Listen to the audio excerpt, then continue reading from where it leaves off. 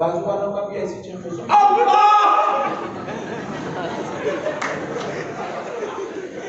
حلق میں سے نکال رہا آواز اللہ، صرف توحید کو مانتا ہوں بول رہا. بولے رسول اللہ، بولے علم غیب نہیں ہے بول رہا،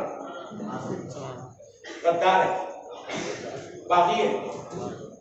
اگر رسول اللہ کو نہیں مانتا ان کی شان کے مطابق تو پھر اللہ کو کیسا مانتا؟ اللہ کو دیکھا،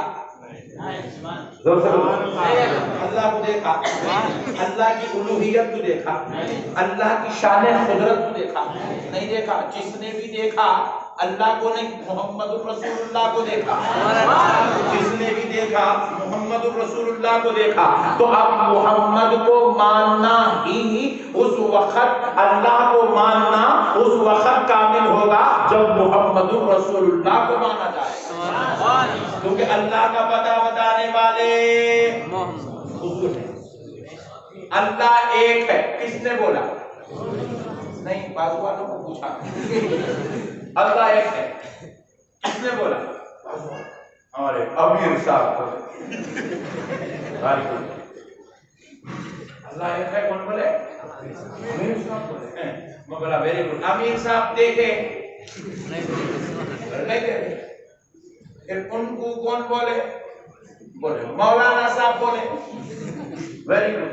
میں بولا مولانا صاحب دیکھے،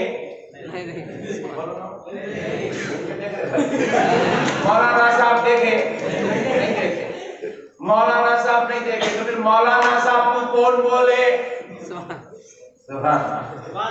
بولے ان کے مولانا صاحب بولے. ان کو کون بولے؟ بولے ان کے انہوں بولے. ان کو کون بولے؟ اوپر چلتے چلتے گیا، بولے حضرت ابو بکر بولے.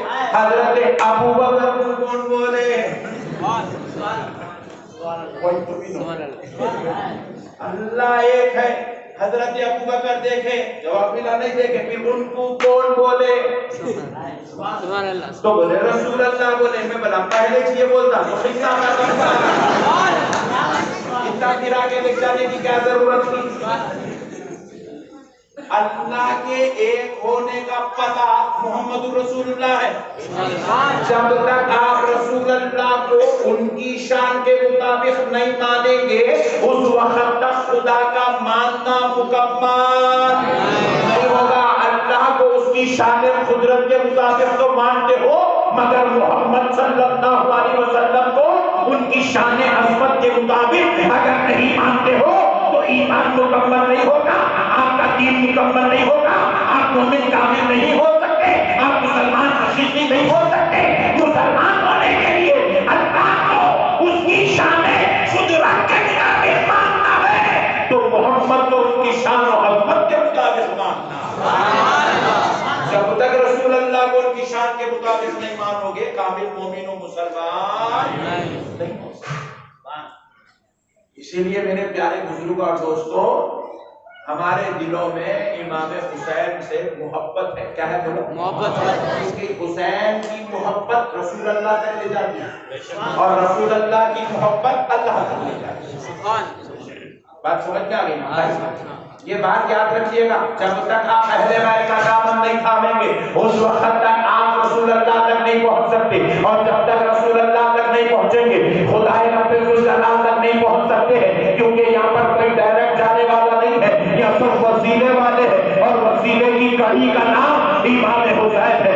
وسیلے کی ایک کڑی کا نام امام حسن ہے. وسیلے کی ایک سیڑھی کا نام مولا علی المرتضیٰ ہے. وسیلے کی ایک سیڑھی کا نام سیدنا فاطمہ الزہرا ہے. جب یہ سارے کڑیاں جڑتی ہے تو پھر ایک کڑی ملتی ہے، اس کڑی کا نام محمد الرسول اللہ.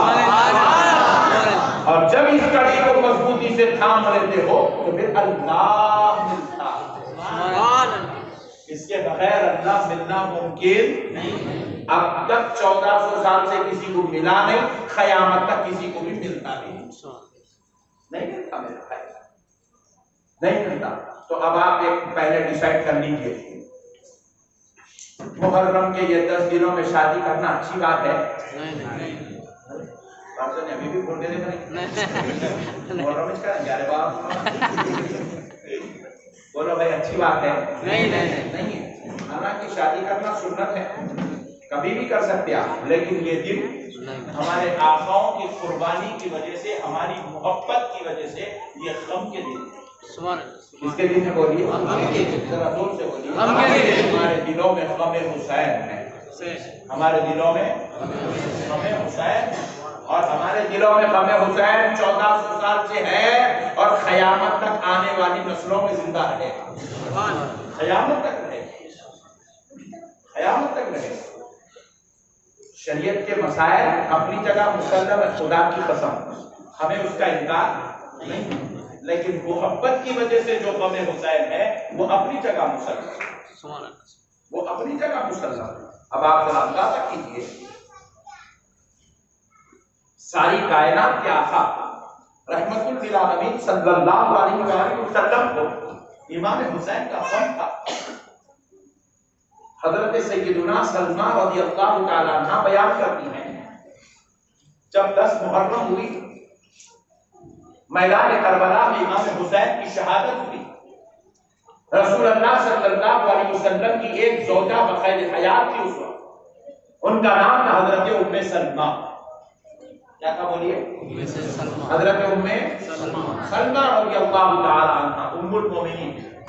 آپ بخیر حیات تھی، دوپہر کا وقت ہے، آپ خیلولہ فرما رہی تھی، نیند سے بیدار ہوتی ہے، اور چھٹ سے آپ جو ہے بستر سے اٹھ کر اپنے اس تابدان کی طرف جاتی ہے جہاں پر آپ نے ایک شیشی رکھی تھی، اور وہ شیشی آپ کو رسول اللہ صلی اللہ علیہ وسلم نے اپنے زمانے میں عطا فرمائی تھی، اور آپ کو کہا گیا تھا کہ ایک دن یہ شیشی میں رکھی ہوئی مٹی خون بن جائے گی تو سمجھ جانا اس دن میرا حسین شہید ہو گیا.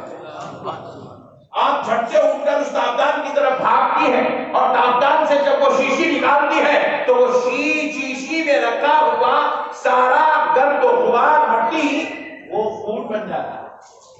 آپ رونے لگتی ہیں تو کسی نے پوچھا آپ کو یہ خیال کیوں آیا کہ آپ اٹھ کر شیشی کی طرف کیوں گئی؟ تو آپ نے فرمایا میں نے ابھی ابھی خواب میں رسول اللہ صلی اللہ علیہ وسلم کو دیکھا. حالانکہ رسول اللہ اس وقت پردہ فرما چکے تھے.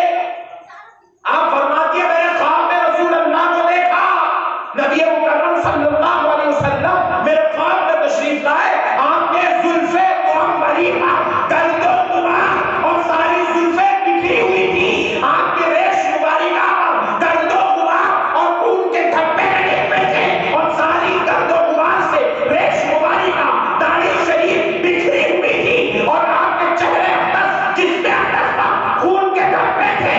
میں نے پوچھا یا رسول اللہ یہ جسم مبارک، یہ داڑھی مبارک، یہ زلفے مبارک، یہ بکھرے ہوئے اس انداز میں کیوں ہے؟ نبی پاک نے کہا ام سلمہ میں کربلا سے آ رہا ہوں اور میرا حسین شہید ہو گیا، میرے خاندان کو شہید کر دیا گیا، میں اپنے بچوں کے لاشیں اٹھا کر آ رہا. اللہ. حضرت ام سلمہ فرماتی ہے اس وقت رسول اللہ کے جو ہے چشمان کریمہ سے آنسو بہ رہے. رسول اللہ ہو کر بعد الوفات بھی اپنے غم حسین کا اس طریقے سے اظہار فرماتے ہیں خواب کے ذریعے سے. یہ خواب کسی عام عورت کا نہیں ہے جس کو ذکر نہ کیا جائے، یہ خواب ام المومنین کا ہے، یہ خواب رسول اللہ صلی اللہ علیہ وسلم کی زوجہ کا ہے، یہ خواب رسول پاک صلی اللہ علیہ وسلم کی طرف سے اظہار کیا گیا. میرے پیارے دوستوں اور دوستوں ذرا غور کرنے والی بات